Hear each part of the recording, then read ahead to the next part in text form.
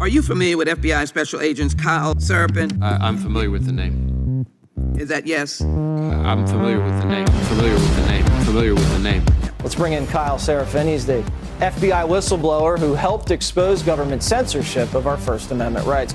Now, we only have this memo because a recently suspended FBI agent called Kyle Seraphin brought it to the public. And we're grateful that he did. Kyle, thank you so much for joining us tonight. He's the host of something that strangely is called the Kyle Seraphin Show. Kyle Seraphin, I can't thank you enough for speaking out. I knew you guys were out there, and I knew it was just a matter of time, but you got a lot of guts putting your face and your name to this. You're doing a service on behalf of the American people, and from the bottom of my cracked and broken heart sometimes, thank you very much.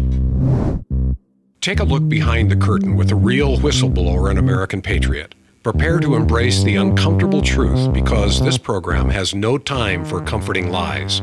Here is civil liberties enthusiast, Second Amendment defender, and recovering FBI agent Kyle Seraphin. Well, hello, my friends. Welcome to the Kyle Seraphin Show. Today is Thursday. It is March the 7th, 2024, and we are rolling live on rumble.com/Kyle Seraphin. There it is. Guys, make sure that you have followed the channel if you have not done so already. Make sure you've hit a like at some point in time as you enjoy the content that we are pushing out today. Interesting day today, March 7th. I told you guys that there was kind of a historical significance to March 4th for me. March 7th as well. March 7th was the day that I was allowed to go back into the FBI's actual offices. On the 4th, 2 years ago, I went back into the office. I went back in to go to a shooting range, actually. And then on the 7th, I came in. Man, I got to get my numbers right. 7 of 2022, March 7th of 2022.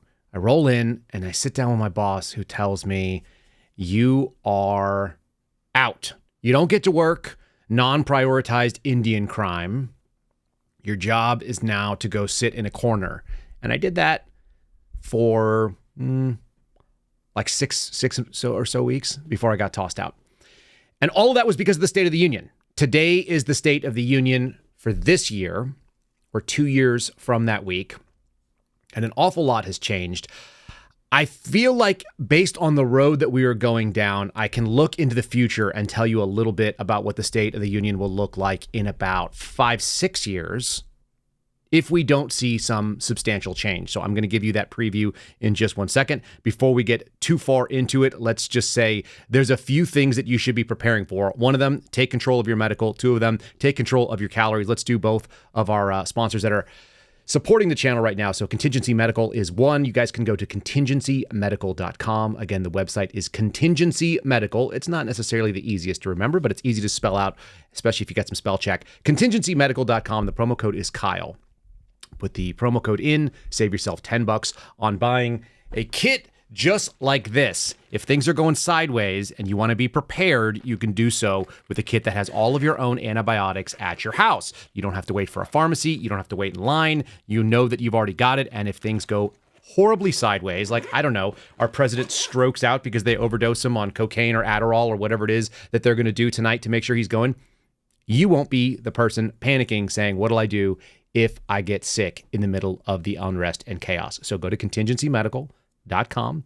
It takes you probably about 5-6 minutes tops, unless you have a really, really long medical history. You'll go through and fill out your medical history, any allergies you might have to medications. You send it off, a physician reviews it, and then they approve, and you'll get it in the mail a couple days later. It took me less than 5 days, less than 6 days, I think, for the thing to show up. It's awesome. It's a great pack to have, and it feels good to know that you've got it just in case anything goes sideways. And while you're considering getting prepared, you also should prepare with some calories if you haven't done this already. Maybe you're a rice and beans person, and that suits your fancy. If you want a little bit of variety in your emergency food, check out 4patriots.com/Kyle. The number 4patriots.com/KYLE. Again, that's always my name. There's no promo code with 4Patriots. You just get a landing page and they know that we sent you. And again, your options, very straightforward. Prepare and repair. I just talked to one of my buddies, the guy who actually taught me the motto of prepare or repair, and we were discussing it yesterday. It doesn't matter whether you're talking about your spirituality, whether you're talking about your automobile, whether you're talking about your finances, or you're talking about that emergency preparation where things might go sideways. Prepare or repair are the two options, and you can prepare. It's the cheaper, the smarter, and the more comfortable way to do it. If you want to go to 4patriots.com patriots.com/Kyle. Again, the number 4, patriots.com/Kyle. Should we look into the future? Should we just take a little peek out there and see what is in there? I've got a bunch of these video clips that I want to line up. For some reason today, I'm fixated on two things. I'm fixated on the city, which controls the state in New York. And I don't think that's just because my wife is from Brooklyn and that she grew up in that city. I don't think so. I think that New York, for all Americans, has always been sort of, it may be where it might, when I was a kid, my dad used to say it's where the jerks live. For those of you New Yorkers, you know what I'm talking about too. But it's kind of the shining example. As New York goes and as California goes, those two big coastal places, like the state of California gives us all of our weird environmental rules. The status of New York kind of tells us where crime and urban areas are trending in this country. And if New York is on a good footing, this country's probably on an okay footing. It's moving in the right direction. And when it is going down the tubes, when it's just getting crapped and flushed, then so is this country. And many of you know that. So anyway, let's look into the future. Joe Biden wins in 2024, God forbid. And then whatever, I don't know, somewhere in the middle of the next term, whoever they bring up, some DEI sort of candidate. This is what I see coming down the line. So take a deep breath. Let's just at least smile our way through this state of emergency. Ladies and gentlemen, the President of America! President Camacho!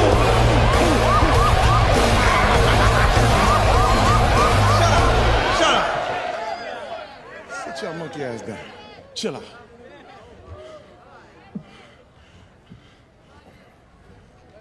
Shit. I know shit's bad right now, with all that starving bullshit. And the dust storms, and we running out of French fries and burrito coverings. Yeah. But I got a solution. That's what you said last time, dipshit. I got a solution. You're a dick. South Carolina, what's up?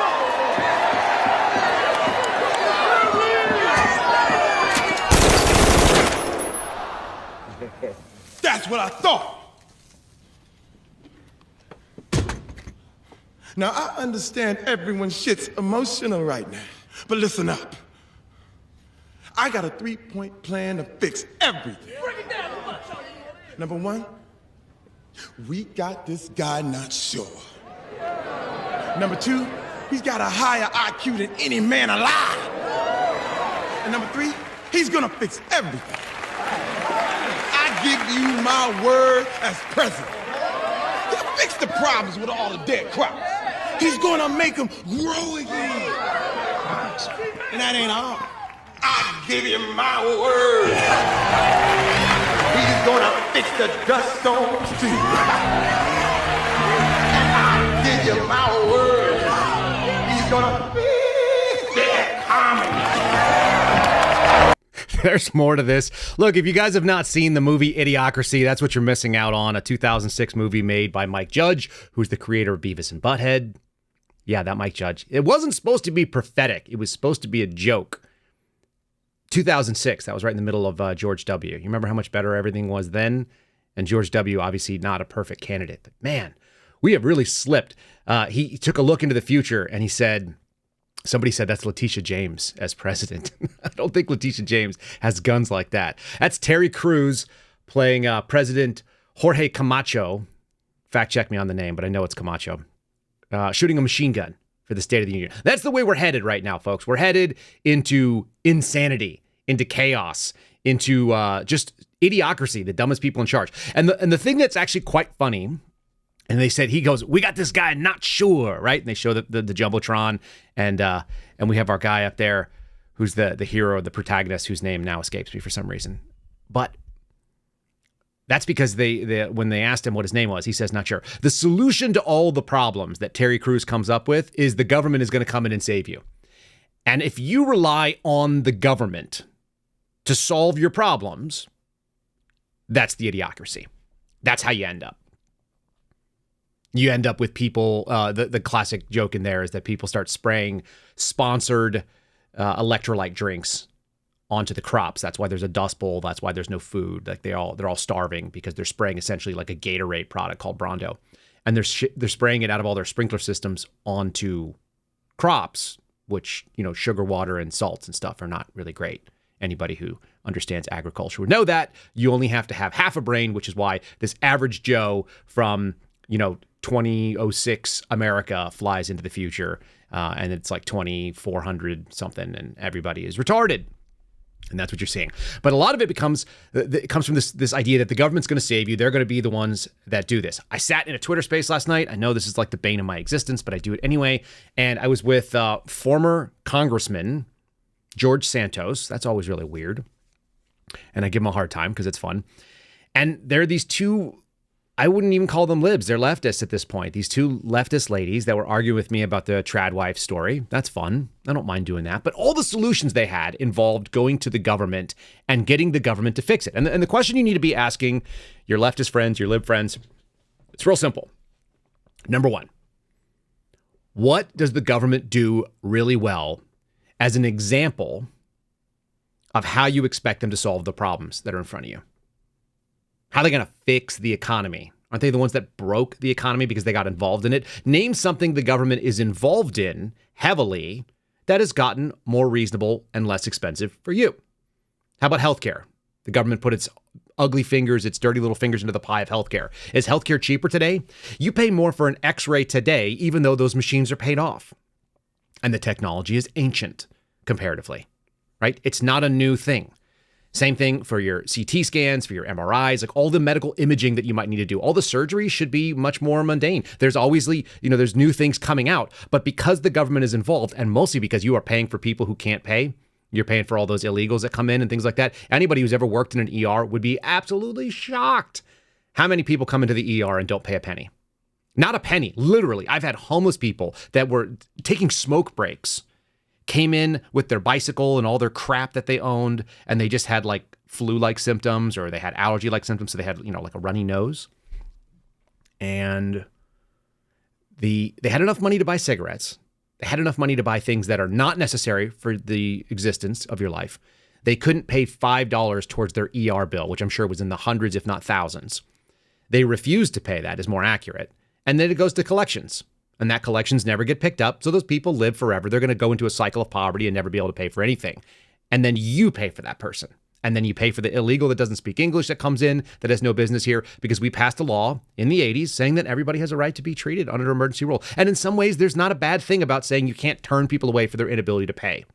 But what it turns into, because it's a government mandate, it's not compassionate care. It turns out that certain people will use emergency care, the most expensive thing we can do, as their primary care. That's the government getting involved. It's second order and third order effects. None of these people could see it. This lady was telling me that the problem with women making less money than men on the median income scale. And by the way, I did the numbers in America, and it's like the median income for women in this country is $28,000 and change, and the median income for men is $38,000 and change. Okay, so those are two data points. There's a big separation there. That's a huge difference between $28,000 and $38,000, which we all know. Her solution is that the government needs to make childcare more affordable so that women can compete in the marketplace. Well, who pays for that childcare? The government? That's us. So what you're telling me is that you and me need to pay for other women to get into the workforce. And here's the other funny part about it that they don't understand. Who does she think is going to provide that cheap childcare for very little money? It's going to be women. It's going to subjugate women. My whole trad argument is not based on the fact that I hate women or that I want women to do something that is bad. I want them to do something that's good. And I want it to make sense. And if women compete in the marketplace, I have friends whose wives make $300,000+ a year. They're outstanding attorneys, good, God bless them, whatever. They could be stay-at-home husbands. That's a rarity. That's really rare. Think about how many people you know that are in that marketplace. Most people in this country know that there's a basic reality. And the only way that women are going to be able to do it is to outsource. And the same thing. My wife was raised with essentially like a stay-at-home dad. That's fine. I'm not trying to tell you how to live. I'm also not trying to tell you that I'm individually saying one thing or another. But I'm telling you that if you can't understand second order, third order effects of what you're talking about, then you get this guy out there with a machine gun in the middle of the State of the Union. And our GOP is weak. This is the response. Like, look, we are in the most weak and pathetic time when Mike Johnson's answer to what's going on in this country is this. I'm going to give you a little taste of how sad and stupid I think this is, because if you think this is going to turn the tide, 6% takes from the FBI, like, they don't get it. someone shared with me a Tom and Jerry meme. I don't know why memes are my favorite, but they really are. Tom and Jerry. You guys remember? It's the old cartoon. It's the cat and the mouse. Tom and Jerry is not realistic. It's a cartoon because the mouse always wins and the mouse is smarter. In reality, the mouse runs across the floor. The cat watches it because cats are smart. They're bigger. They're apex predators, or they're closer to the apex than your alternative. They watch this mouse go, and then the mouse goes, and then they just lay in wait very patiently. And the next time the mouse goes across, snap! They grab it, they kill it, and they eat it. Or they just, chew it, throw it in the air, and play with it until it's dead. If Jerry catches Tom, the show is over. And that is the same thing for our uniparty clowns. That's why this clip is, we're just gonna do enough to make it look like we're involved in the process. There was a thing that I used to have. It was called a demotivator, and it said, there was two things about it. Number one, government, if you think that we have problems, you should see our solutions. This is one of those moments. And the other thing is contractors, the people who really benefit from this stuff, the ones who get government money. And that piece is that if you are not going to be part of the solution, there's an incredible amount of money to be made in maintaining the problem. Here are the people maintaining the problem. We also advanced, as you've seen the summary, cuts to some of the agencies that we believe are really overreaching and have been turned in some ways against the American people. We're going to cut 3% from DOJ, 7% from the ATF, 6% from the FBI, and 10% from the EPA, and that's just a start. We have a lot more priorities and things that we need to advance, but the reality is, as we all recognize, is that we have to grow the House majority, take back the Senate for the Republican Party, and win the White House. And I'm here to tell you the reason we're optimistic is we believe those things are going to happen in November. We can't wait. That day can't get here soon enough. The reason that we believe that is because we're really optimistic, and we believe things because we have this guy not sure. We got this guy not sure. He's gonna make it rain. He's gonna fix the crops. He's gonna save the economy. Like the low energy, low T, government bureaucratic energy that comes out of that guy. It's so is that the leadership that you guys were hoping for? McCarthy was not any better. All these people are just weak men. They have no, how about this one? How about this one, Mike Johnson? What if you just didn't fund any of it? Do you know how much people would notice if you shut down the entire government? Here's the best part about it. The government deal that you sign when you're part of the really critical apparatus is that you show up to work either way. Fund the military. I don't care what you do with that. But the no one for speaker argument, I just saw it in our chat, the no one for speaker argument was as follows. If there is no one in the speaker's chair, then no one can introduce funding bills, which means that it just runs out its natural course. And then we get to see whether or not it matters. And I can just give you the spoiler alert looking forward. And this is not President Camacho. This is, if you were to defund our government, or not fund it, is what I really mean. Not defund it, just stop funding it. That's different. Let it run out its natural course. Nothing happens. You won't notice a difference. I've lived through government shutdowns, and so have you. And you don't remember when they were specifically unless you were in the government. You don't remember when they were because it didn't change your life. Average people, there's 3 million plus government workers. The ones that are essential is very, very few, and they keep showing up to work. And eventually they all get paid. And so do the people that didn't show up to work, by the way, because that's how dumb we are. We pay people that didn't do their job because we just write money like it comes out of nowhere. Because it comes out of nowhere. How wild is that? How crazy is that? That's why I'm going to be focusing a little bit on the New York. New York is Fantasy Island. It is one of the silliest things. And by the way, we'll wrap up with a very long video for no particular reason other than I just found it funny and I tried to cut something together. It's not my best editing work. I'll do a better one for you, but you guys will appreciate the end of the show.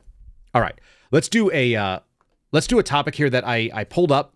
I found this.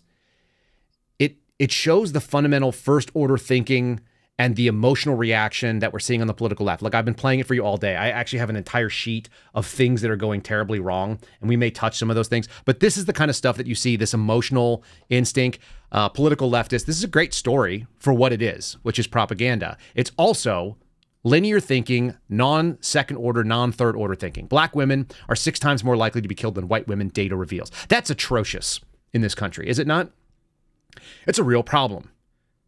The paper comes from a decade's worth of data from the CDC, which, questionable. among black women aged 25 to 44 across 30 different states. It's a paper published in the Lancet Medical Journal analyzing homicide rates of black women. Now, look at this headline, because this is what I want you to look at. It's actually right at the top of NBC News. It's one of their first, click this story kind of pieces. Black women are 6 times more likely to be killed than white women. That's atrocious. DJ Dowling just said it in the chat. You just gave it away. Who are they killed by? Well, you think that might be part of the story, wouldn't you? Here's Claretta Bellamy is the one writing about this. In the U.S., black women are 6 times more likely to be killed than their white counterparts. Troubling new data reveals that is troubling. The paper was doing an analysis of homicide rates. I just told you who. It was collected between 1999 and 2020. Okay, so 21 years. It's a lot of time. A couple of decades. The homicides were classified as death by shooting, piercing, cutting, or other forms of violence. Racial disparities varied by state. For example, in Wisconsin, black women were 20 times more likely to be killed than white women. Women in the Midwestern states were also found more likely to be killed by a firearm, probably because that's where the firearms are, mostly because the northeastern states and California and Oregon are trying to outlaw them. So all these things kind of line up with what we know is going on in the world. The study was designed to provide a more comprehensive data set about homicide rates in black women, and then fill in the gaps in the existing literature, says the paper's lead author and a postdoctoral psychiatric research fellow at Columbia University.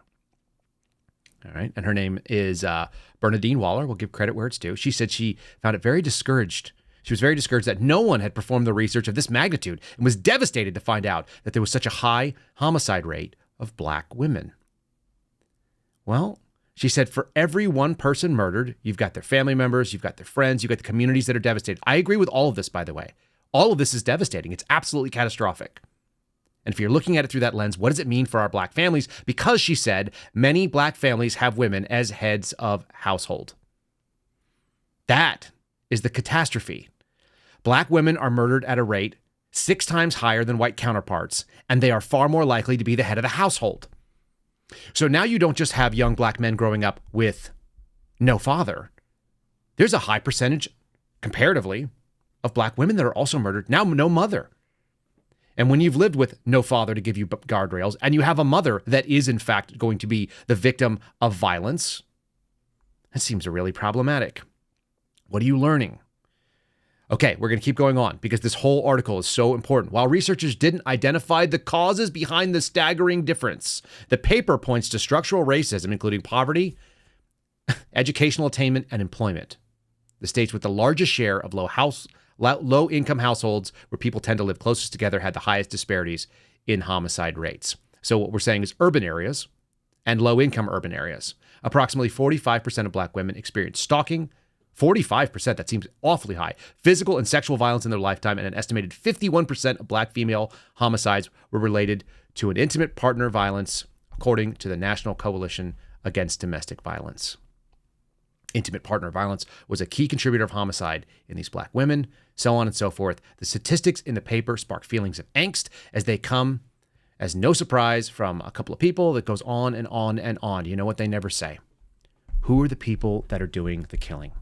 They never say it. The people that are most likely to engage in a crime against you are the people that are near you. We don't have a society where strangers randomly stalk people they've never seen. That doesn't very much happen. It is a thing that exists. It's the lowest percentage. The most likely, look, you can even go back to what's on my wall. You know what's on my wall over my shoulder? Silence of the Lambs. Here, I'll let it go into focus. You remember? Hannibal Lecter points this out. How do we start to covet? That was the thing he said. You guys remember that? It's a great movie. It's total fantasy, by the way, because there are no women in the FBI that are selected by assistant directors to go and find serial killers. That's totally made up. Even though they actually did shoot it in the FBI Academy. I think they actually teach women that that's what they're going to be like. And then in reality, it's never that. But how do we begin to covet? Covet to be envious of, to be desirous of. Those happen from the things that you see every day. It's your neighbor that has more than you.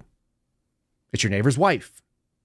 It's your own spouse, partner, girlfriend, whatever. Those are the people that are the victims of violence, which is very, very low in our society comparatively. But it's that group of people that are closest to you that are most likely to experience your frustration, your rage, your momentary weaknesses, that crime of passion, the senseless guy out in the world that has nothing to do with the community that sneaks in and is like a lone wolf. That's why that murder in Moscow, Idaho was so scary for people, because they were like, did some strange drifter just come in and just kill some college girls and some guys?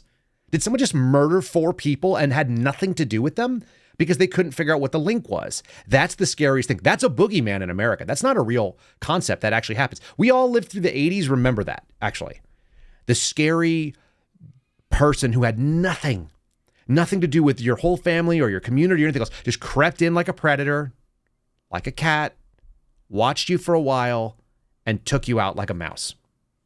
That's not a real thing. It's a very, very, very small fraction. It is a statistically infinitesimally small group of people. What happens is those near you, which is why black women are overwhelmingly murdered by black men. And by the way, that's the same thing for white women. Overwhelmingly murdered by white men, people in their family, communities, etc. Same story with Hispanics, same story with Asians, who have apparently the lowest group of this. All of these are not random acts of violence. We don't actually have that, except when you start doing what's going on in New York, which is that you import people that have no concept of value. They have no tether to the society. You drop them into a place that they do not understand, and then you have them try to survive as best they can. And then you pair it with this. Most of you guys already know this, by the way, but I'm going to just do a little recap. This is 2022 New York Times. Okay? The story, the title that you're seeing on the screen right now. New York Police Department officers leave in droves for better pay in smaller towns. This year has seen the highest number of resignations in 2 decades. So how interesting that a study that talks about black women dying over the past 20 years, and they're all up in arms in it, and this is a lib cause, no doubt about it.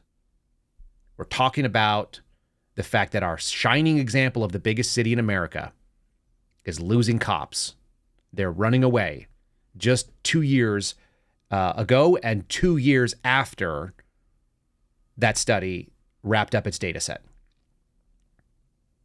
And all the local small areas are the ones that are benefiting from it. People in Florida, people in Idaho. You're getting experienced police officers that are like, I'm out. I'm not being supported. I don't have any interest in it. I want to leave. They're leaving in droves. Now, at that point in time, the New York Police Department claimed it had 36,000 sworn officers. I want you to remember the number. By 2022, at the end, they said apparently they were down to 34,000. They had 1,225 resignations up to November of 2022, and it only got worse. This article right here, coming from New York Post, it's from March. So that's like about 3-4 months after, I guess it's 4 or 5 months after the last article. New York PD, NYPD cops resigning at a new year record-breaking pace, 117% jump from just 2 years earlier. NYPD cops are record-breaking. They are alarming. They are approaching emergency staffing levels. This is really the state of the state and the state of the union when you have this problem. In 1 month alone, they had 240 officers tap out. It was a 36% spike from the previous, where they had 176 tap out. People are leaving in droves. They don't want to be a part of it. And I kept focusing on this all night. I just kept seeing scenes from Escape from New York. And I'm not just talking about having the AR-15s or the M16s that had no handguards, which I don't know why they did that, but they did. I'm talking about the fact that you are bringing in more and more people that are not part of the American system. They're not part of the American value system. And you're getting less and less of the people that are meant to make sure that our values have a line. That's what the thin blue line is supposed to be. It's not supposed to be protecting each other from making sure that nobody gets prosecuted for doing the wrong thing. That's not the thin blue line. That's the thin blue, wall of silence that people talk about. There is that. There's a code of honor when you put up with stuff, mostly because most Americans have no concept of what equals reasonable force. They have no concept of what deadly force is. They look at something that happens and they either take one side or the other. They instinctively support the cops, which I think is bad, or they instinctively support the so-called victim or the person that was the perpetrator. Also bad. Most people are not educated enough on these topics to be able to speak about them coherently. But you got to have cops. It's what separates us. That's what allows Western society to exist. What we've done in our country, And what we've done in all of Western society is we have taken people, we've paid them money, and we have outsourced violence by the state to them. And for them to do that, they have to maintain honor and impunity. This is the problem with an FBI that is weaponized. It's the problem with the New York Police Department that's politically active and doesn't have enough people to do the job.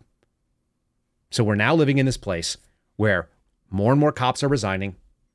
And then this is going on. Look, I got a couple videos here. These are not going to blow your minds, but they are threatening. This is a dude who decided to take advantage. He also, by the way, wasn't raised in the United States, so I don't know how much he's assimilated to our value system, but he's fully comfortable charging people $300 a month for rent, having 70 of them, 70 people. I didn't even do the math on that. What is that, like $21,000? Does that sound right? 70 times 300? Yeah, $21,000. I don't know why I needed to check that, but I did. He was charging $21,000 to turn his furniture store into this like illegal, what do you call this? Boarding house? Flop house? That's what my dad would call it, a flop house. Check this guy out. They've been through hell. This New York City furniture store had been illegally converted into sleeping quarters for more than 40 migrants. City officials shut it down earlier this week. The store's owner said as many as 70 people were staying there because they couldn't afford a place to live after timing out of the city's emergency shelter system. Residents were charged $300 a month for a place to sleep and 3 meals a day. This morning, most of them called me. They said what they've been through is they have never been through that last night. They've been through hell trying to find a place, to stay. They were fine. We were fine. We were just, doing what we have to do. The landlord was issued 2 violations from the buildings department. Mayor Eric Adams said officials were still investigating what happened. People should not be living in unsafe environments. Too many people make desperate choices. And at the root of that is the fact that we haven't built enough housing. We really do need to make a dent in terms of the number of homes, safe, decent, affordable homes available to New Yorkers. Did you hear what she said? The real problem is the government hasn't solved the problem yet. It's not that we have too many illegal people that don't belong in this society, that didn't come here with any money or skills or resources or the ability to continue on and be part of this society and our culture. Look, we've always allowed people to come in. And historically, New York was a place where that happened. Tenement housings, go watch Gangs in New York. You'll see people lived in absolute squalor. The difference was this. They weren't guaranteed success. And so they were left to fight it out, and the cream rose to the top, and the people that were capable, they came here. They became part of America. A lot of them went west. That's what they did. They just left. They were like, all right, this place sucks. And they built the railroads. Some of them died building the railroads. A lot of them died doing a lot of things because there was no safety net. So you could bring as many people as you want in, and it was a self-selecting process. Tons of people died. And we don't really like that as modern people. We don't look at that and go like, yeah, that's what happens in humanity. But historically, that's what happens in humanity, folks. You come in, you make it, you don't make it, you sink, you swim. That was the American dream. If you had enough effort and you were lucky enough, there's a lot of luck of it, then boom, you win. You can have unlimited, illegal, or no, you don't have to have any rules about immigration if there's no safety net. If you don't have people coming into the emergency room and getting free medical care and walking out and I have to pay for it and you have to pay for it. They can do that. It's easy. The problem is when you have limited resources, you have unlimited people coming in, and those people are getting charged to the people that already live here. That's what it looks like.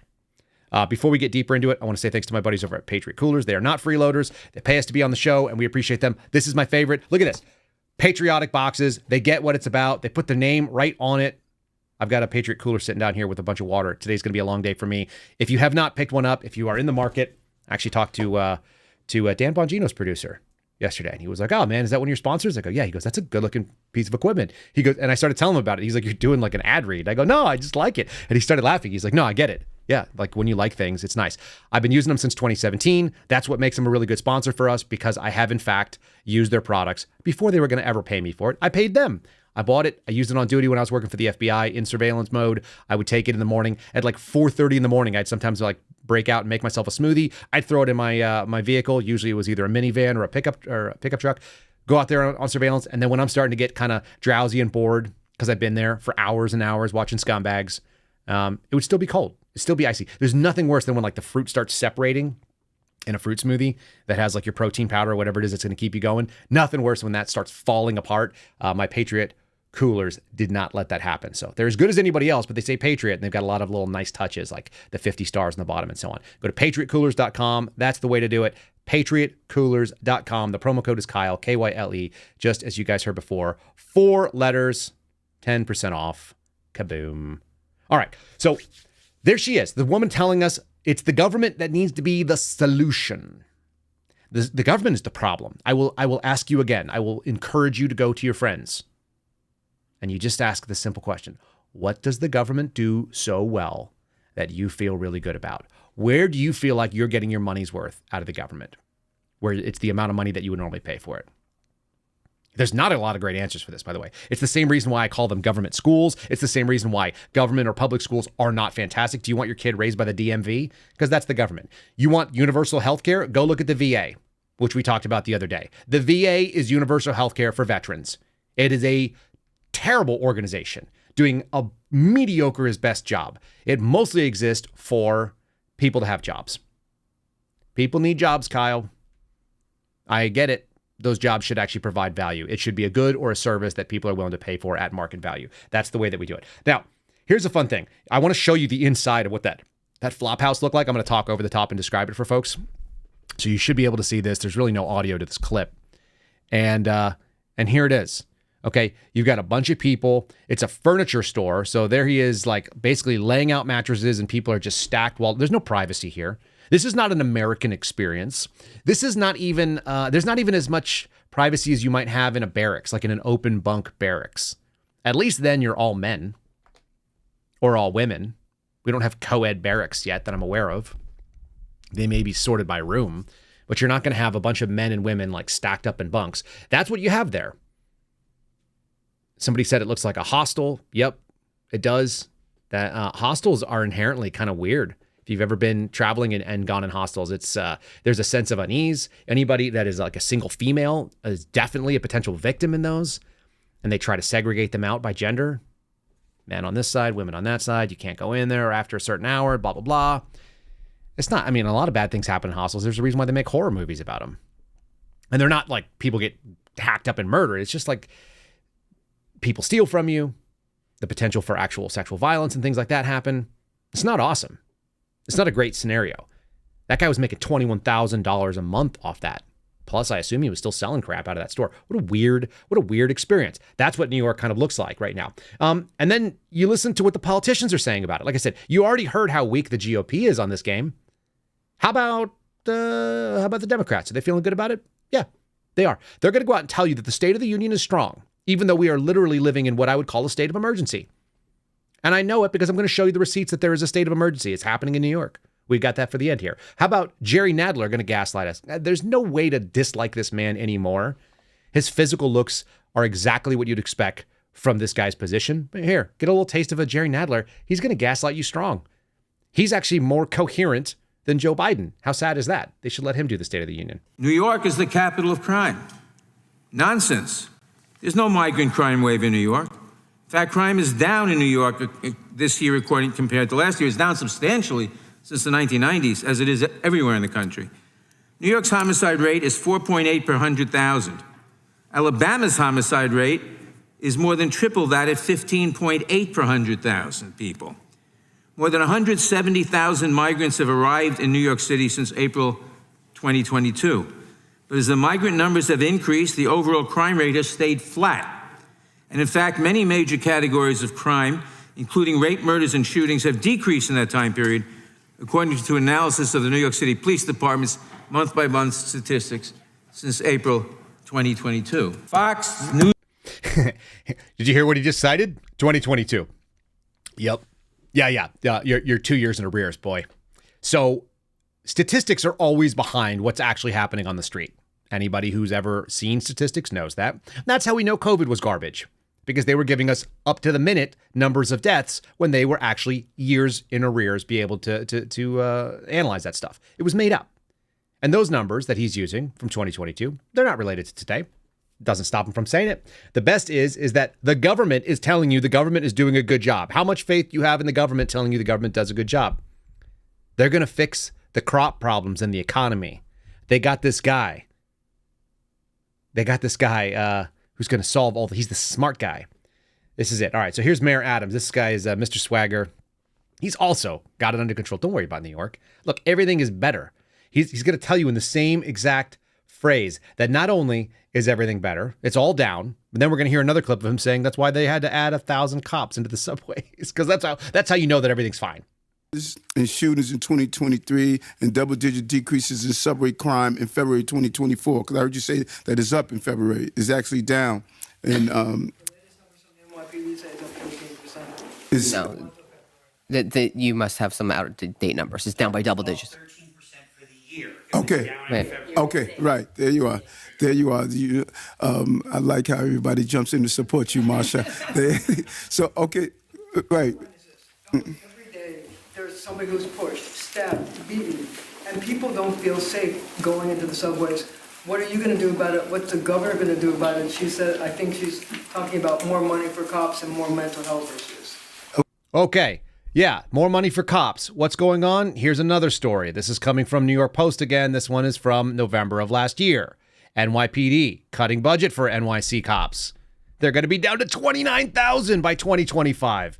They're going to lose 6,000 cops as they are bringing in, they just said 180,000 migrants have added to New York City. How do you guys think this is going to go? There's only one way this works. You have people that are not living in a good situation. And meanwhile, they're currently being bought off.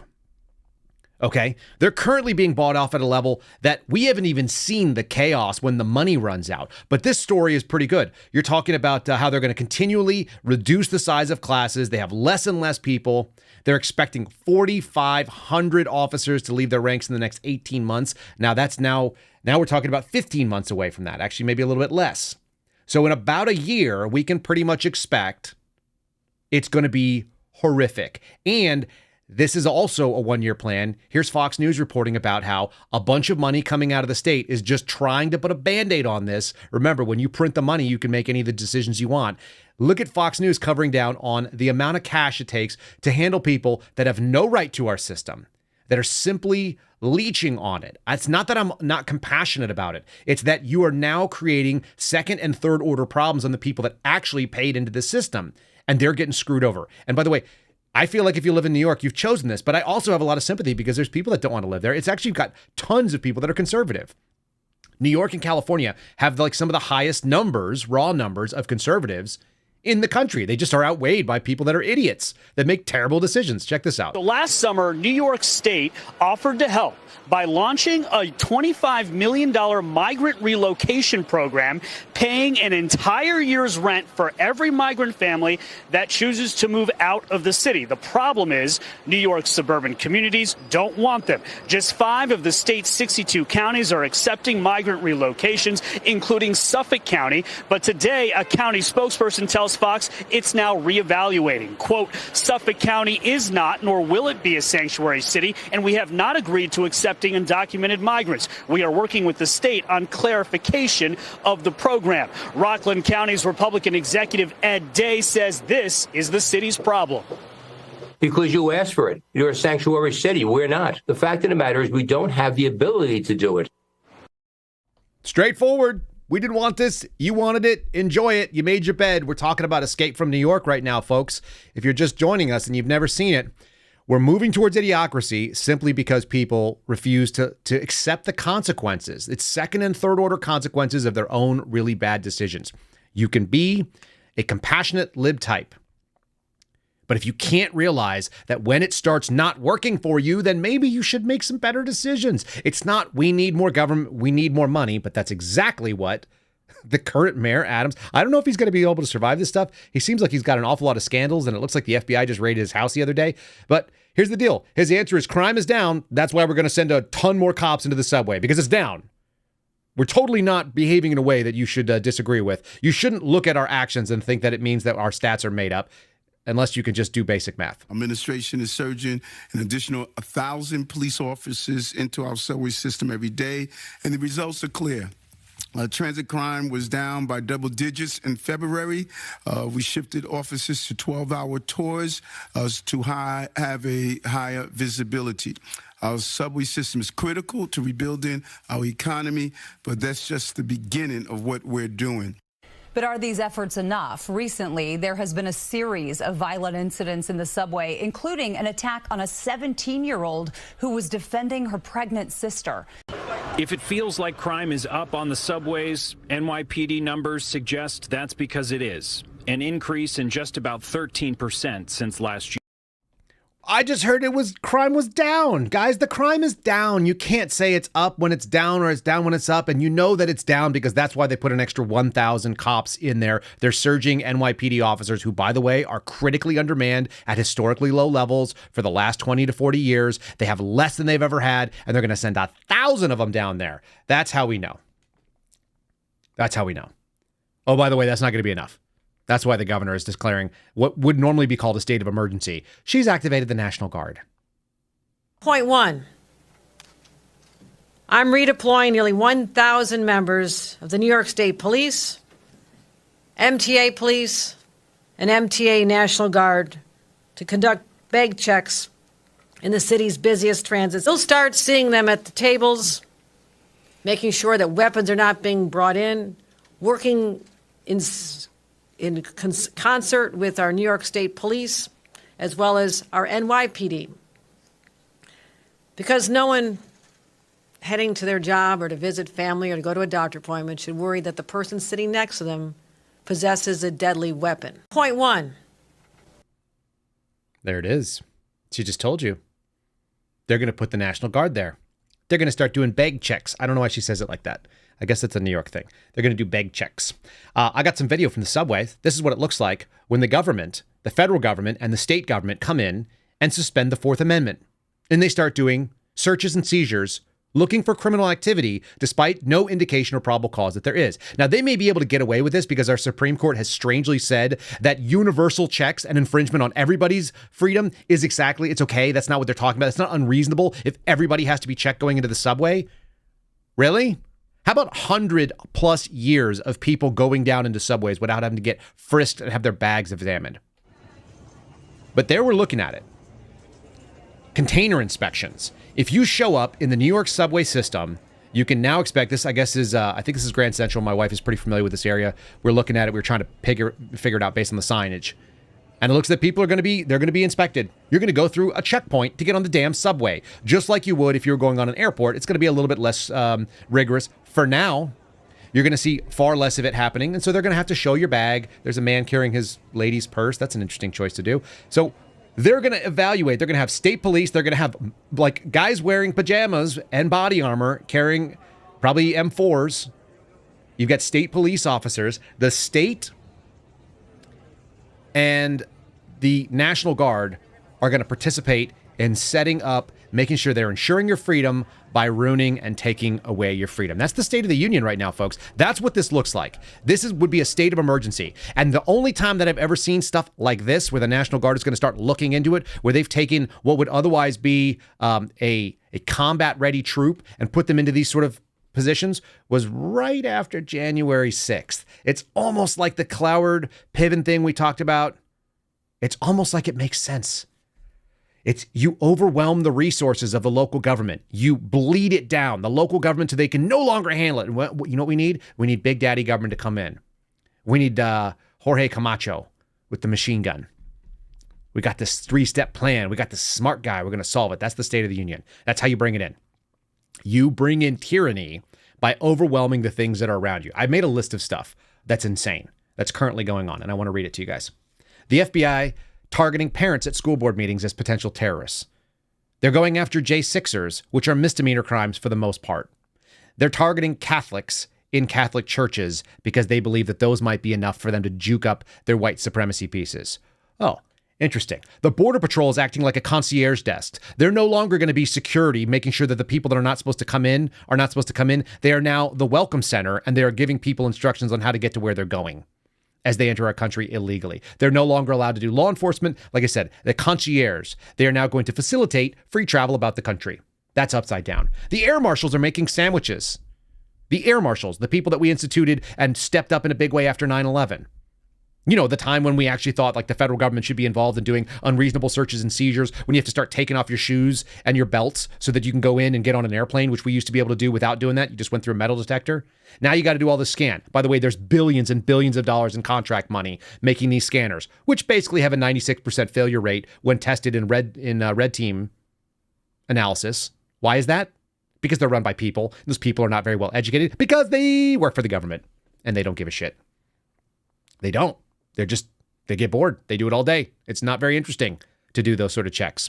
So now you've got air marshals, the people that are supposed to be the last line of American defense, keeping the planes in the air and watching dangerous potential terrorists that are on watch lists coming in from, by the way, outside the United States. The air marshal gig is you get on a plane in the U.S., you fly to some crappy place, and you follow people into the U.S. that are potential threats through a threat matrices. Now we're following J6ers, including infants that weren't even born on January 6, 2021, but they're the child and in the family, and they are part of the travel group of people that were in the area of the Capitol. Not necessarily even in the Capitol, but just in the area in Washington, D.C. That's what our air marshals are doing. How about our EPA going after gas stoves? Because that's the real threat, is that we can't have that. And so they need to outlaw that. They need to step up, and they need to write rules that are not federal laws to go after things that are not a real problem for us. All right. The ATF wants to ban things without having actual law. They just want to exercise new rules. They want to interpret laws from the 1930s to mean things that didn't even exist at that time. That's the state. This is our Justice Department weaponized against your personal freedoms, and they're doing it by crying about things, by acting like you're the crazy person when you are upset about them overrunning our borders and overwhelming our systems and saying that they don't work and that black women are getting killed at a rate of 6 times more without giving you the full facts. That's what's happening. And the ATF, by the way, has got a guy at the top of it who's in charge of their science and technology division, who's been in law enforcement for almost 20 years, and he can't even take a Glock apart, which I showed you how silly that was. I did. M&Ps are actually harder to take apart. The one that I did the other day takes a little bit longer. There's an extra step in it. The Glock, you literally just pin it back, you drop the pins and send it forward, pull the trigger, and it's gone. You can take a Glock apart while you're upside down in the dark, and you just woke up from a long nap. It's not hard. Those are the people that are trying to tell you, and they're telling you you're crazy. And we're going to hear it. We're going to hear demonization. We're going to hear gaslighting. We're going to hear all that insanity coming out of this dude. God knows how much they're going to have to pump him up on drugs because given an opportunity, he just basically is asleep at the wheel. I can't remember if I actually held on to a video of him doing that. But what they could do is they could look like Bill Clinton, like I showed you the other day, from 1995. Because that was a Democrat, and he was a Democrat hero. I will play that before we end the day so you guys can get a peek at what Democrats have done in the last 30 years. Because when Bill Clinton sounds tougher on everything than the Speaker of the House, who is supposedly a Republican, like Mike Johnson, you know we're upside down. That's the state of the union. The state is, we've given up so much ground and we've let ourselves be called crazy for it. I know none of you are in that category. What I'm saying is politically, those who are not paying attention are going to start paying attention when the walls start going up around them or not. Do you guys know that there's some great videos on how you domesticate and kill hogs or how to capture hogs and end them? You just put food down. You just put it on the ground and you put the pieces of the fence around them and let them get acclimated to coming out and getting fed at a regular time. These are wild hogs, by the way, totally feral animals that are not reliant on human. If you put food in the same place at the same time over and over again, they will become acclimated to going and getting it.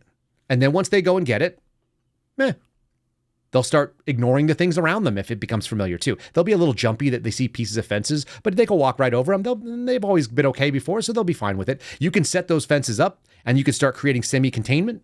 And they'll still come in and out. That's fine too.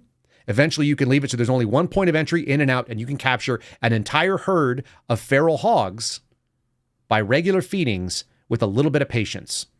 And this nation has been slowly captured over the last 30 years in the same way that I'm going to show you where Bill Clinton was. Those fences have been slowly put around us to the point where we now have, 15 plus million in the last 2 years or so? People are coming in here at an incredible rate.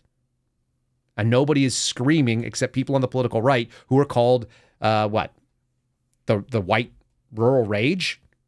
You're a xenophobic hate monger because you're just accurately analyzing that we're about to have the trap slam shut on us? The funny thing is I've got an amusing video about what that looks like in just a second. Before we do, Let me run this piece, which I think is worth all of our times. This is from The Blaze. I was contributing to it in just a basic statement, but it's a really long piece. If you have not gone to The Blaze, if you're not supporting them and you want to support our buddy Steve Baker, who was arrested in a way that was totally outside of all the norms and protocols. It is a police state activity to arrest a journalist the way they did when they went after Steve Baker. This is a good one. The story is written by Dave Urbanski. It was published last night from what I could tell, or yesterday afternoon. And it just says that they've released never before seen footage of Steve Baker. They have an entire unredacted, stitched together, every second accounted for Steve Baker in the U.S. Capitol. They've been putting this together for a while. This is going to destroy the DOJ case against him, because the DOJ case, which we analyze in this particular piece, is based on things he said that were not during the time when they claimed that he was doing a crime, which was that he was covering it like a journalist. The subtitle is "The Most Boring Man in the U.S. Capitol."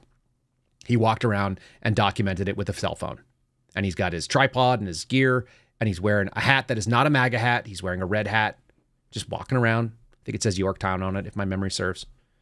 Worth your read, worth your look into. They accused him of 4 nonviolent misdemeanors that wouldn't have even made the FBI's, he's probably one of the lowest charged people, as are many others that are being charged for January 6 misdemeanors. They are the lowest charges the FBI has ever engaged in. They have debased themselves on this because they're fallen trapped to the narrative too. It's really gross.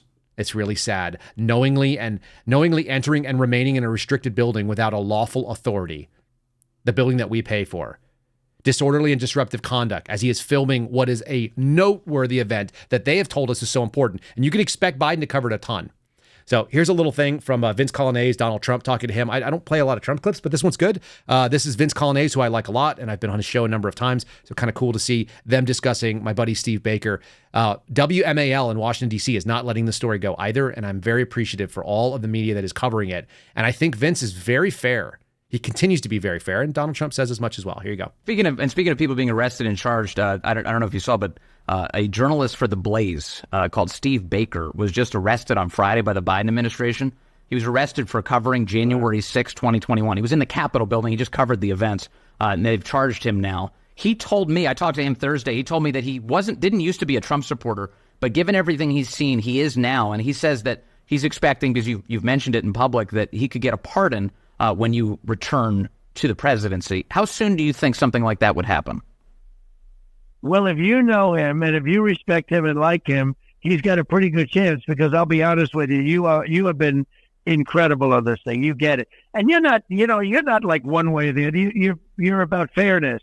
So tell me about, is he a conservative writer? He's a conservative writer, but he's a journalist, just a guy who's reporting the facts for The Blaze, who was covering the events inside the Capitol building, and now he's been hit with charges by the Biden administration. They just perp walked him on Friday in handcuffs. Well, it has not gotten that much publicity, and probably Biden doesn't want that much publicity on it, but it hasn't gotten that much publicity. That's terrible. That's a terrible thing. Well, there is a threat to democracy. They're doing it all over the place. Look at Portland. They've ripped down the city. They've ripped it to pieces, and nothing happens. And yet you have hostages that are right now in J6 who went in. They didn't have guns. The only gun was the cop shooting Ashley. It was so terrible. The whole thing was so terrible. They didn't have guns. That was a protest about a rigged election. It is so unfair what's happened in our country. Our country has really changed a lot in so many different ways. Let's leave it right at that. I think Trump's 100% correct on that. He's talking about fundamental fairness, which is what Americans are looking for. And in many ways, that's how you know that this has got to be a big, big deal in November. The fairness is out the window. We're not seeing fairness. Fairness means that there is an outcome that is related to the action that happened, not because it's politically expedient. And right now, we continue to see politically expedient and lies and nonsense, and we're told that we're crazy if you call it out. So Trump's correct in this case. He's spot on. I don't always love the way that he speaks. I think he speaks to the crowd, but Vince Colonnese is a smart guy and he's balanced. And when faced with balanced questions, Trump responds appropriately. And so that's very encouraging to me. It's also encouraging that he listens to the story. He says, is he a conservative writer? The fact of the matter is, it doesn't matter. But he knows that conservatives are the ones that are being targeted by this organization because they let people that were on the political left writing about how I was among the insurrectionists. If you guys go back and listen to any of our Steve Baker interviews, and we got another one coming up soon. All of those will tell you exactly what it is. Depending on how you wrote the story, which is exactly what DOJ charged him with, the agent, Craig Noyes, who wrote the criminal complaint, the basis of his fact pattern is on how he reacted after January 6th. Not what happened on January 6th or how he was in the Capitol. It's what he said after the fact. And they were like, obviously he's a bad guy because he says, Nancy Pelosi is a bitch. Excuse my language, but that's the actual quote. And it's quoted in the criminal complaint. By saying that, he said it couldn't happen to a nicer bitch. That's what Steve says. A lot of us think that. Sarah Gonzalez at The Blaze thinks that. Most of you probably think that. Nancy Pelosi seems awful. She seems like a terrible person. That might even be an act for all I know. Maybe she's lovely, but unlikely. And this is how you know. He just said, it's gone so far, our country has gone so far, and it's so crazy, and this is why we know it. Because here's crazy. Again, Bill Clinton, 1995, State of the Union. Put this today, and he is a Republican, and he's the most right-wing Republican. Listen to it again and just hear the sanity that existed in 30 years. They've lost it. All Americans, not only in the states most heavily affected, but in every place in this country, are rightly disturbed by the large numbers of illegal aliens entering our country. The jobs they hold might otherwise be held by citizens or legal immigrants. The public service they use impose burdens on our taxpayers. That's why our administration has moved aggressively to secure our borders more, by hiring a record number of new border guards, by deporting twice as many criminal aliens as ever before, by cracking down on illegal hiring, by barring welfare benefits to illegal aliens. In the budget I will present to you, we will try to do more to speed the deportation of illegal aliens who are arrested for crimes, to better identify illegal aliens in the workplace as recommended by the commission headed by former Congresswoman Barbara Jordan. We are a nation of immigrants, but we are also a nation of laws. It is wrong and ultimately self-defeating for a nation of immigrants to permit the kind of abuse of our immigration laws we have seen in recent years, and we must do more to stop it. We are a nation of laws, and we're also a nation of people who take risks, and they take on the associated risk by themselves. It is not the United States government, which means the United States people's money. It's not our job to handle your risk. And if you come to this country illegally and you don't want to wait in the line, the risk is you're going to get thrown the heck out, and you can't come back. And now you're going to be deported anytime you come in, and you've basically eliminated your ability to be part of this team of Americans that want to pay their way and do things the right way. All right. I want to say thanks to my friends at Catholic Vote. They're the ones who pay for our broadcast. They also have a fantastic email chain. There's a really, really sad story from yesterday that had my wife in tears about Planned Parenthood now conclusively basically involved themselves in a federal crime of trafficking baby body parts. It sounds, that's like the nicest way to say it. We're talking about taking dead babies' brains and eyes and doing experiments and then patenting technologies. Like the Nazis during the worst experiments they did when they were vivisecting the Jews would not have been as atrocious as what we see happening in Planned Parenthood. And by the way, it happens to black babies more than any others. So just for whatever that's worth, for these like race-mongering people, check out CatholicVote.org. They are in the fight for faith, family, and freedom. They are a Catholic advocacy group. And that doesn't mean that you have to be a Roman Catholic to like it. Their news is solid. It is conservative. It is based on the same sort of principles that many of you will also hold. CatholicVote.org/loop if you just want to read it. CatholicVote.org, the main webpage. You can actually sign up for the loop. You can get it in your email. It's very easy. You can just read through it and see all kinds of great stuff that comes in every day. It will keep you well aware of what's happening in this country, things that we don't cover, things that we do cover. They're both in there and they're worth your time. Again, CatholicVote.org. Really appreciative that they stand here. It's the reason why I can say anything I want. It really is. It's the reason why I don't have to censor myself. It's the reason why it doesn't matter that they're going to demonetize us over on YouTube for this, because I've shown some clips from Idiocracy. I put together this little thing. It's got a little bit of the press conference from Mayor Adams. I will leave this as our thanks to you guys as we go out. This will be the outro for the day. But let me also say thanks to the folks that listen in the audio show. And if you're listening to the audio show, you'll get you a fun little tune here.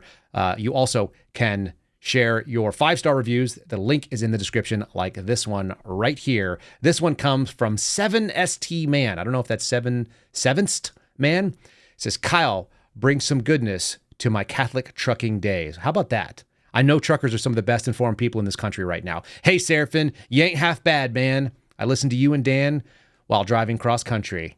Y'all are good, men. And I appreciate that what y'all have done and continue to do. Finally, it's good to put faces to insiders I've been praying for years, even before you all came into the public eye. Glad to see who I'm fighting with, brother. I appreciate that. I really do.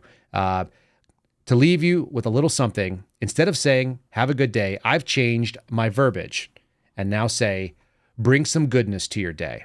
And my brother, you truly do that for a lot of us out here. Goodness is a choice. It's an active participation in virtue.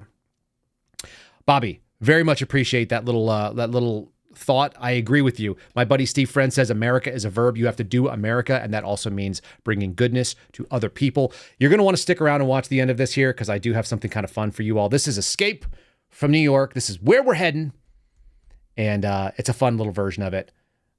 New York, as it goes, so goes the rest of the big cities in America. We'll see you guys pretty soon. God bless you. Have a great day. Hi, Chief. Nice night. In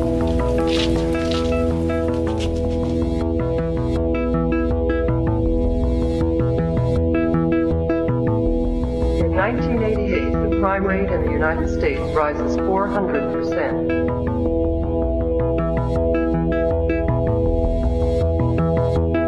The once great city of New York becomes the one maximum security prison for the entire country. A 50-foot containment wall is erected along the New Jersey shoreline, across the Harlem River, and down along the Brooklyn shoreline. It completely surrounds Manhattan Island. All bridges and waterways are mined. The United States police force, like an army, is encamped around the island. There are no guards inside the prison, only prisoners and the worlds they have made. The rules are simple. Once you go in, you don't come out.